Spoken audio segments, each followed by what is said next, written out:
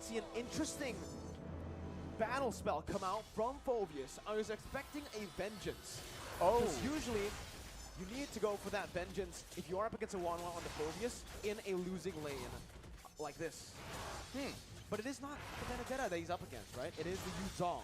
Exactly. Well, Yuzong is also a very oppressive hero in the laning phase.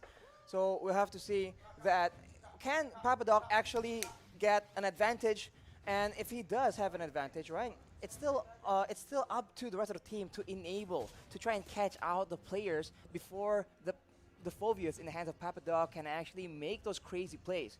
So far though, it is a slow laning phase, and it will all depend on, I think, the jungler.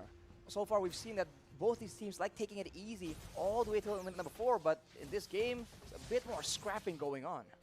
Let's see, right now, Indonesia early on, already 1-1 actually. Winning out in the lane up against Clint right now, and Brad is actually able to get out. Wait!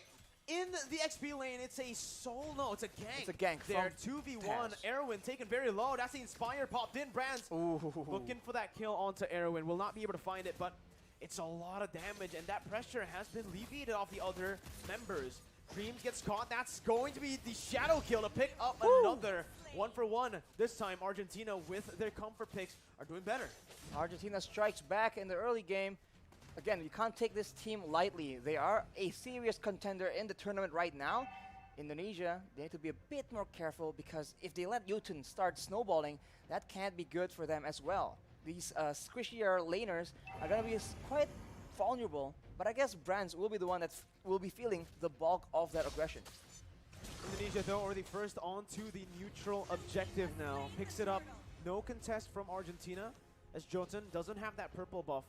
Without the purple buff, Hayabusa is going to find it very difficult to contest or even to gank. So for Argentina, it does feel like their win condition is solely on getting the picks early on. They can't really go for the neutral objective control.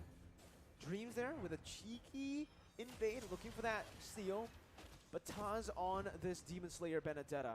I wonder if he's going to go damage or tank. I think damage must be the way to go. He has that Demon Slayer emblem, so it's a interesting hero. Able to be built quite a few different ways, hybrid, tank, full damage. But right now, we keep talking about the lane management in game number 1. In game number 2 here, I think it's no different. Indonesia has so many wave clear tools to actually work around with. Saykots, Taz, as well as Hijime can all do that, but look at that aggression coming in, and they're not done yet. Jotun able to maneuver himself out of that position, but now he's going to get caught in the stun. Doesn't have the shadow kill to play with here. The guy as well, but a Illuminati Blast forces Erwin to pop that circling eagle, leaving Jotun behind for Indonesia to take.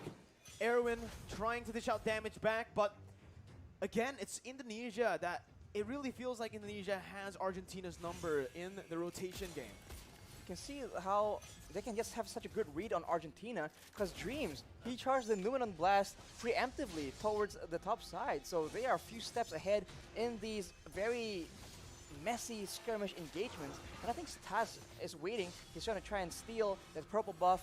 Does he have backup though? That's the main question. He's all alone here. He's still looking for that retribution battle, but decides to back off. Using Eye for an Eye to get out of the circling eagle. Meanwhile, in the XP lane, Hijime and Saykots finds a kill. That's the second kill over to Papadog, who's not having a blast on this Phoveus in that XP lane, Arashi. We mentioned it, up against the Yuzong. It's going to be really difficult to lane, especially with the ganks that's constantly just being placed by Indonesia. Not only are they having a Phoveus fall behind, they're having Saykots on the Yuzong, just absolutely wrecking it in that EXP lane. That can't be good, as the Indonesians are pushing the aggression, and look at that. Real world manipulation popped in. Jotun looking for an opening as Hijime jumps back to the black shoes, but it's going to be caught by Jotun, who was very patiently waiting. Giving a blast onto Civ and on towards Erwin as that's the crossbow attack opened up. Erwin taken low, still able to survive, but with Civ down, this means that not only is Indonesia winning in the XP lane, this 1-1 on the hands of Brands as well is ahead, which is not a good sign. Absolute disaster as far as the laning phase is concerned. And look at the babysit coming in. But on the other side of the map, that is Saykots just making a very aggressive play. It almost pays out in a kill. Unfortunately, not just yet. They're just pushing the tempo again and again. And Argentina, which lane are they supposed to make plays in? Because at every moment, they're getting out-rotated. And Indonesia is just in the bush, just waiting for them to walk in unsuspectingly. It's absolutely insane right now. 5-2. Bataz jumped in all alone there. Looking for the purple buff, finds it and gets out. No punishment. It's actually going to be Indonesia who looked for the collapse under the tier 2. Real world inflation popped in, but Saykots jumped to the Furious Dive. Now, in the midst of it all, Arrow going to be taken low, but Dreams is still alive with the help of Taz, who jumps in with the final blow. Looking for another kill right now as he jumps out, and he buys enough time for Brands to pick up that top side tier 1. They didn't lose a single member in that dive. If you thought Argentina completely out-macroed Slovenia yesterday, this is a bit of a repeat because Indonesia is absolutely leagues ahead from Argentina. Unfortunately, Dreams was not taken out, and due to him being so low, it baits the rest of the members of Argentina, and Indonesia were able to punish that. And while all that is happening, the fight began without Brands, and doing that, Brands just didn't stay still. Goes for objectives, goes for more farm. And we talked about the 1-1 having a good lane. Brands is having an amazing lane, and in the late game, that cannot be good for the side of Argentina. 6th minute, 4-man dive, 4v5, Arashi. That's what made it super impressive. It wasn't a 5v5, it was a 4v5, and they still got out with the better trade. They still were able to take that purple buff unpunished. They were the ones actually punishing Argentina for stepping into their own jungle. They are treading the line so carefully. I mean, at any moment, any small misplay can lead to disaster in these very risky plays, but Indonesia is making it happen. That just shows, again, their skill and their class, and right now they are in the sides, in the wings, waiting for an opportunity. Saykots always being so crafty in the positioning game, but look at that.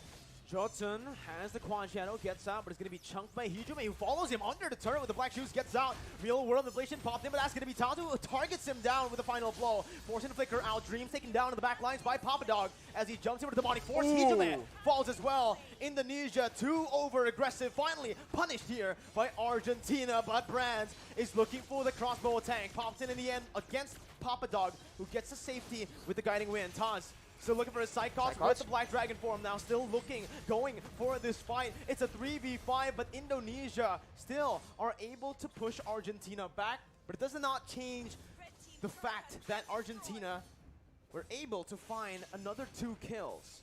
They get another 2 kills, but we talk about the wave pressure again and again. You guys at home are probably so bored of hearing about it, but the bottom side, the minions have taken 1 more turret for Indonesia. We take a look at the items here, 4 Brands. Corrosion Scythe having the Demon Hunter Sword as well. These thicker, tankier members on the side of Argentina are going to be suffering from that percentage HP damage from the Demon Hunter Sword, and it's only going to get worse from here on. That is 2 core items for 1-1. That's really not what Argentina want. It's the reverse. 1-1 with the Demon Hunter Sword, with the Corrosion Scythe so early on, and now I do believe he is building towards the Windtalker, which is going to be, again, that countermeasure for Brands to go up against the Phobius. When you start to have more attack speed, and when you start to be able to actually dash faster than the Demonic Force, that's when Wanwan can actually somewhat counter the Phobius. Taz is all alone, and he actually baits the entire team, baits some resources as well for Saykots. Goes over to Black Dragon form, petrifying Jotun. And just like that, that's the jungler taken out. That's also Meteoro who falls in the mid lane to Brands. Papadog isolated, zoned away from the rest of his team as he'll be stunned up and he will be slain up in the top side. Look at Brands. 3-0. Brands pushing in the mid lane without a care. He is alone. He is staring 2 members of Argentina in the face. It doesn't matter. He is so ahead right now. He has that confidence in the mechanical skill. And look at that. He's behind the turret. That is, you're not supposed to do that as a marksman, but Brands doesn't care, I guess, as Indonesia wrestles away the control in the jungle from Argentina. But look at that right now. They're just sieging the base as much as possible, and the base turret passive has popped. I can speak based on experience that On the 1-1, if you're Snowball, you can do whatever you want. Yeah. So we'll see once again. Saykots wants to do whatever he wants as well with the Black Dragon form, just penetrating into that base, zoning 4 members away from the base turret. As Franz and Hijume just sieges it down. Taz now a little blade as the Numenal Blast cancelled out, but he flickers forward, getting the damage and the stun onto Meteoro, who's forced to flicker back out again. Taz now under the turret range, forced to back away. Shadow Kill popped in, won't be able to find enough damage to take anyone down. That's another resource, the real world manipulation by Meteoro to defend. 10 minutes in, Indonesia have cracked 1 base turret and are looking for the second in the mid lane. Arashi, it's looking grim. It's gonna be Hijume who jumps back with Black Shoes. Demonic Force popped in by Papa Dog. And they do not want to stop. They just have the superior siege right now. They're going for damage on the members of Argentina and also the base turrets, but they're going again. Papa Dog looking for the play, but it is just going to give Brands enough weakness points to pop that crossbow of Tang. Erwin low, forced to recall, and Indonesia are looking for the end. 2-0, and Saykots jumps in again with that signature Petrify on 3. Finds a double before they end the game. 2-0. Indonesia will meet up against Cambodia in the upper bracket finals. What a performance, man. And multiple members from Indonesia, they have their signature heroes.